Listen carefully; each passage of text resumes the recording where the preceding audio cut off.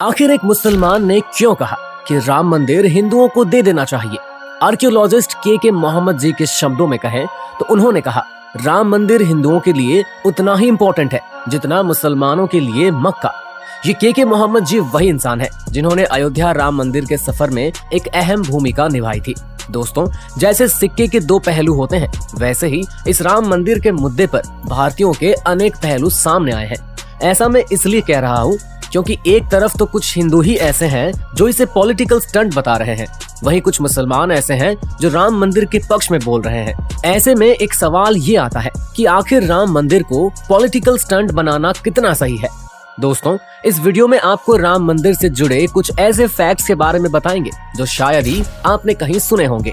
हमारे प्रभु राम ने त्रेता युग में 14 साल का वनवास काटा और कलयुग में भी उन्हें 500 साल के लिए अपने घर अयोध्या से दूर रहना पड़ा। 22 जनवरी 2024 ये वही तारीख है दोस्तों जो इतिहास के पन्नों में इस कदर दर्ज होने जा रही है कि भविष्य में लोग इसे एक फेस्टिवल की तरह मनाएंगे और सब्र का फल कितना मीठा होता है उसका भी एग्जाम्पल ये तारीख होगी। अब कुछ तेजस्वी लोगों का कहना है कि क्या राम मंदिर पर हजारों करोड़ों रुपए खर्च करना सही है? क्या इन पैसों का इस्तेमाल किसी बेहतर काम के लिए हो सकता था? इतना क्या खास है राम मंदिर के बारे में? तो आइए जानते हैं इन गंभीर सवालों का जवाब क्या है। दोस्तों, लॉजिकली इस बात को समझने के लिए इस मुद्दे को 3 एंगल से देखना जरूरी है। एक है हिस्टोरिकल प्रूफ, दूसरा है आर्कियोलॉजिकल प्रूफ और तीसरा है सोशल प्रूफ। कोर्ट ने भी इन्हीं के बलबूते पर अपना डिसीजन सुनाया था। जब भगवान राम वनवास काट के अयोध्या लौट आते हैं तो उनके घर लौटने की खुशी में हम दिए जलाते हैं, दिवाली मनाते हैं। लेकिन कुछ 500 साल पहले भगवान श्री राम के घर पर ही आक्रमण हुआ था और आपको पता ही होगा कि कुछ लोग पूछते हैं कि प्रूफ क्या है कि बाबरी मस्जिद राम मंदिर के ऊपर ही बनाई गई थी। इस सवाल का जवाब ढूंढने के लिए आपको किसी एक्सपर्ट की जरूरत नहीं है, क्योंकि दोस्तों इसका जवाब मस्जिद के ओरिजिनल नाम में ही छुपा हुआ है। ऐसा इसलिए क्योंकि इस मस्जिद का ओरिजिनल नाम मस्जिद ए जन्म स्थान है। क्या हुआ, सुन के होश उड़ गए ना? आप भी सोचने लगे ना कि किसका जन्म स्थान? तो समझदार को इशारा ही काफी होता है। दोस्तों, आपको बता दें कि रिचर्ड एम ईटन एक अमेरिकन हिस्टोरियन है जिन्होंने 80 ऐसे मंदिर आइडेंटिफाई किए हैं जिन्हें इस्लामिक रेडर्स ने डिस्ट्रॉय किया था। हसन निजामी ने किताब लिखी है ताल उल मस्जिद, जहां हर मंदिर को तोड़ने का रीजन और डिटेल में डिस्क्रिप्शन भी लिखा गया है। ये सब क्यों हुआ? बिना वजह के कोई चीज नहीं होती ना, जाहिर सी बात है, प्रूफ मिटाने के लिए। दोस्तों, आपको बता दें कि बाबर ने वहां पर मस्जिद बनाई जरूर, लेकिन वो इस मंदिर को पूरी तरह से मिटा नहीं पाए। ऐसा क्यों हुआ? क्योंकि मंदिर क्या होता है ये आप जानते हो।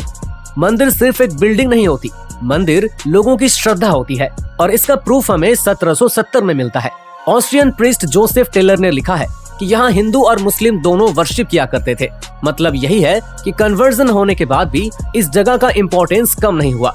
जो लोग कन्वर्ट हुए वो इस जगह को तब भी पवित्र माना करते थे। इसके अलावा जब British traveller William Finch Bharat आए यानी अयोध्या आए तो उन्होंने देखा कि हिंदू यहाँ आते हैं, नदी में नहाते हैं और अपने साथ राख ले जाते हैं। कई मुगलों के फरमानों में अयोध्या को राम जन्मभूमि के नाम से ही संबोधित किया जाता है, यानी जाहिर सी बात है कि उन्हें भी इस जगह का इतिहास पता था और तभी तो उन्होंने बार बार इस बात को एडमिट भी किया था कि मस्जिद राम मंदिर को तोड़कर ही बनी थी। अगर ये बात इतनी वैलिड डॉक्यूमेंट है तो कंट्रोवर्सी क्यों? पर क्या है ना कि हमें बाल की खाल निकालने की आदत है। आजादी के बाद जिस जगह पर मस्जिद थी वहाँ मूर्तियों के अवशेष पाए गए थे।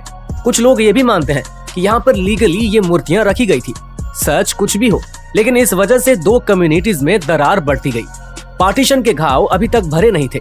कोर्ट में हिंदू और मुस्लिम दोनों ग्रुप्स के साथ केस दर्ज हुए और इस जगह को ताला लग गया।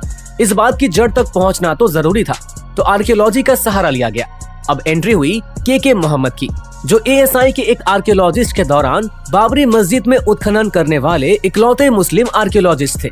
उन्होंने ऑब्जर्व किया कि जैसे 12वीं और 13वीं सदी में मंदिरों में घड़ा हुआ करता था, पूर्ण कलश हुआ करता था, वैसे ही स्ट्रक्चर यहाँ पर भी थे। यहाँ के ताले खोले गए, लेकिन किसी ने भी प्रेडिक्ट नहीं किया था कि आगे होगा क्या। हिंदू वोटर्स को अपनी तरफ खींचने के लिए ये एक मुद्दा बन गया। चुनावी जंग इस मुद्दे पर लड़ी जाने लगी। हिंदू मुस्लिम जंग छिड़ी और नेताओं ने अपनी अपनी रोटियां सेकने शुरू कर दी, पर कोर्ट किसी का पक्ष लिए बिना सबूतों पर फैसला सुनाती गई। सबूत बिल्कुल साफ थे। राम जन्मभूमि हिंदुओं की आस्था का पवित्र स्थान माना गया। फैसले में राम मंदिर निर्माण का निर्णय लिया गया और जन्मभूमि से दुगनी जगह मुस्लिम पक्ष को दिए जाने का भी फैसला लिया गया, जिससे एकता की मिसाल कायम की जा सके।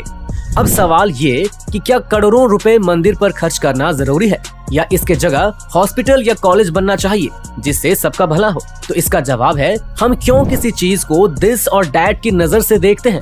ऐसा भी तो हो सकता है कि दोनों बनाया जाए। और मंदिर पर करोड़ों खर्च करना जिन्हें बर्बादी लग रही है, उन्हें दुनिया में बेशकीमती मंदिरों के बारे में जानना चाहिए।